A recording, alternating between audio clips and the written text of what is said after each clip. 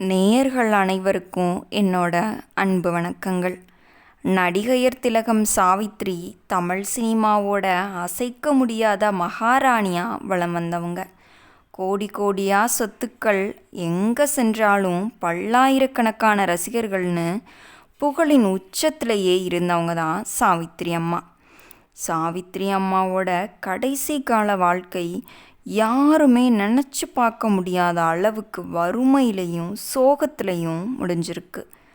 ஆனால் அவருடைய இந்த சோகமான நிலைமையை அவங்களோட புகழின் உச்சத்தில் இருந்தப்போ கண்ணதாசன் ஒரு பாட்டாக எழுதினார் என்று சொன்னால் நம்ப முடிகிறதா?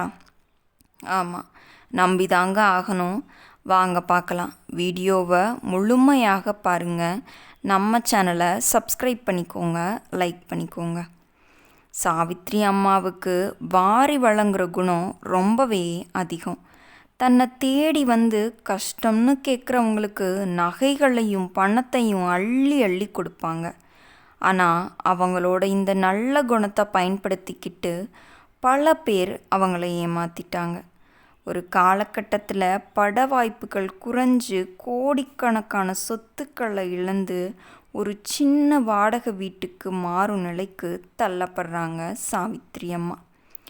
அவங்களோட புகழின் உச்சத்தில் மகாராணி போல வாழ்ந்த காலத்தில் பாசமலர் படத்திற்காக கண்ணதாசன் ஒரு பாடலை எழுதியிருந்தார். அது வாழ நினைத்தால் வாழலாம், வழியா இல்லை பூமியில் என்று தொடங்கும் பாடல்.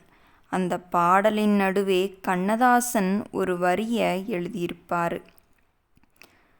கொடுத்தால் அவன் சின்ன மனிதன், கொடுக்கச் சிவந்தவன் ஆன்மீக மனிதன். அந்த மாதிரி எழுதியிருப்பார்.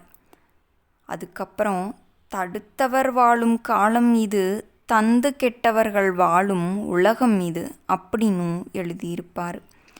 தன் அலாதியான கொடையால் எல்லாவற்றையும் மற்றவர்களுக்கு தந்துவிட்டு கடைசி காலத்தில் எதுவுமே இல்லாமல் ஏழையாக கோமா நிலைக்கு சென்று மரணமடைந்த சாவித்ரி அம்மாவின் வாழ்க்கையை கவிஞர் இந்த வரியின் மூலம் பல வருடங்களுக்கு முன்பே கணித்து எழுதியிருந்தார்.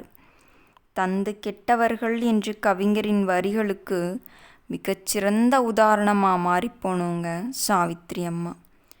கண்ணதாசனோட இந்த தீர்க்க தரிசன வரிகள் சாவித்ரி அம்மாவின் வாழ்க்கையோட பொருந்தி போனதை நினச்சா உங்களுக்கு என்ன தோணுது?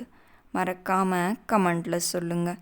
வீடியோ பிடிச்சிருந்தால் லைக் பண்ணிவிட்டு நம்ம சேனலையும் சப்ஸ்கிரைப் பண்ணிக்கோங்க.